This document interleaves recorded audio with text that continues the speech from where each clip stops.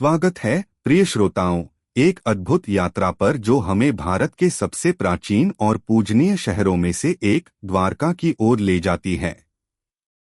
गुजरात के सौराष्ट्र प्रायद्वीप के पश्चिमी छोर पर स्थित द्वारका केवल एक शहर नहीं है, यह इतिहास, आध्यात्मिकता और प्राकृतिक सुंदरता का एक कालातीत प्रमाण है। आज हम द्वारका के इतिहास का अन्वेषण करेंगे और इसके कुछ सबसे प्रतिष्ठित स्थलों की यात्रा करेंगे, जिनमें गोमती घाट, सुदामा सेतु, भड़केश्वर महादेव एवं सूर्यास्त, रुक्मिणी देवी मंदिर, गोपी तालाब, नागेश्वर ज्योतिर्लिंग, सुदर्शन सेतु, बेट द्वारका, शिवराजपुर बीच और बीच गतिविधियां शामिल हैं। तो आराम से बैठें, आराम करें और द्वारका की कहानियों को प्रकट होने दें। हमारी यात्रा द्वारका के इतिहास से शुरू होती है, जो अक्सर भगवान कृष्ण से जुड़ी होती है। हिंदू पौराणिक कथाओं के अनुसार द्वारका की स्थापना भगवान कृष्ण ने मथुरा छोड़ने के बाद की थी, ताकि जरासंध के निरंतर हमलों से बचा जा सके। ऐसा कहा जाता है कि कृष्ण ने समुद्र से भूमि पुनः प्राप्त करके इस भव्य शहर का निर्माण किया, जो अंततः एक समृद्ध बंदरगाह और आध्यात्मिक केंद्र बन गया। हमारी पहली यात्रा गोमती घाट है। पवित्र गोमती नदी के तट पर स्थित इस घाट पर भक्तगण इकट्ठा होते हैं और यह विश्वास करते हैं कि यह पवित्र स्नान उनके आत्मा को शुद्ध करता है। घाट छोटे छोटे मंदिरों से घिरा हुआ है और ध्यान और चिंतन के लिए एक शांत वातावरण प्रदान करता है।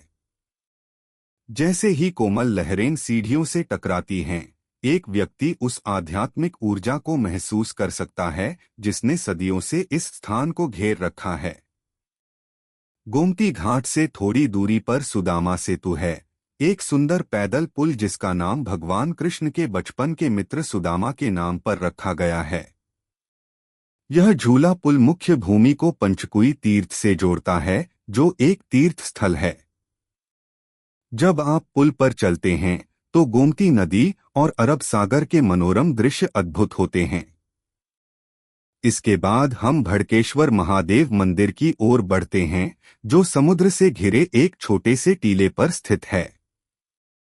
भगवान शिव को समर्पित यह मंदिर ज्वार के समय एक द्वीप बन जाता है।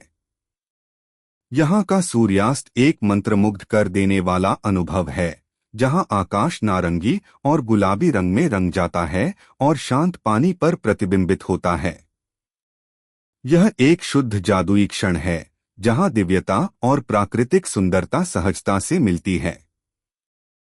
हमारी यात्रा रुक्मिणी देवी मंदिर की ओर बढ़ती है, जो भगवान कृष्ण की पत्नी रुक्मिणी को समर्पित है। इस मंदिर की जटिल नक्काशी और वास्तुकला रुक्मिणी और कृष्ण के विवाह की कथा सुनाती है। यह माना जाता है कि इस मंदिर की यात्रा द्वारका की तीर्थयात्रा को पूरा करती है और भक्तों को वैवाहिक सौहार्द और समृद्धि का आशीर्वाद देती है।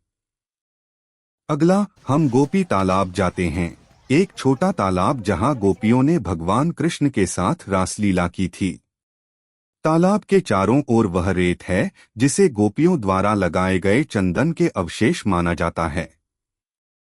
इस स्थान का रहस्यमय वातावरण और इसके साथ जुड़ी कथा इसे उन लोगों के लिए अवश्य देखने योग्य बनाती है जो कृष्ण के जीवन के साथ गहरा संबंध चाहते हैं। द्वारका की यात्रा नागेश्वर ज्योतिर्लिंग में आशीर्वाद लिए बिना अधूरी है, जो भगवान शिव को समर्पित 12 पवित्र ज्योतिर्लिंगों में से एक है। भगवान शिव की विशाल मूर्ति और मंदिर का शांत वातावरण शांति और श्रद्धा की भावना उत्पन्न करता है। यह एक ऐसा स्थान है जहां भक्त शांति और आध्यात्मिक शक्ति पाने के लिए आते हैं। आध्यात्मिकता से हम आधुनिक इंजीनियरिंग के चमत्कार सुदर्शन सेतु की ओर बढ़ते हैं। यह पुल न केवल आसपास के परिदृश्य के शानदार दृश्य प्रदान करता है, बल्कि प्राचीन परंपराओं के साथ आधुनिक इंजीनियरिंग के मेल का भी प्रमाण है। फिर हमारी यात्रा बेट द्वारका की ओर ले जाती है, एक द्वीप जिसे भगवान कृष्ण का मूल निवास माना जाता है। एक छोटी नाव की सवारी से पहुंचने वाला यह द्वीप प्राचीन मंदिरों का घर है और कृष्ण के राज्य के बीते युग की एक झलक पेश करता है। नाव की सवारी अपने आप में एक रोमांच है। अंत में हम शिवराजपुर बीच पहुंचते हैं, जो अपने सफेद रेत और साफ नीले पानी के लिए जाना जाता है। यह तैराकी, स्नॉर्कलिंग और यहाँ तक कि डॉल्फिन देखने जैसी समुद्र तट गतिविधियों के लिए एक आदर्श स्थान है। चाहे आप धूप सेंकना चाहते हो, तट के किनारे टहलना चाहते हो या रोमांचक जल क्रीड़ाओं में संलग्न होना चाहते हो, शिवराजपुर बीच में सभी के लिए कुछ न कुछ है।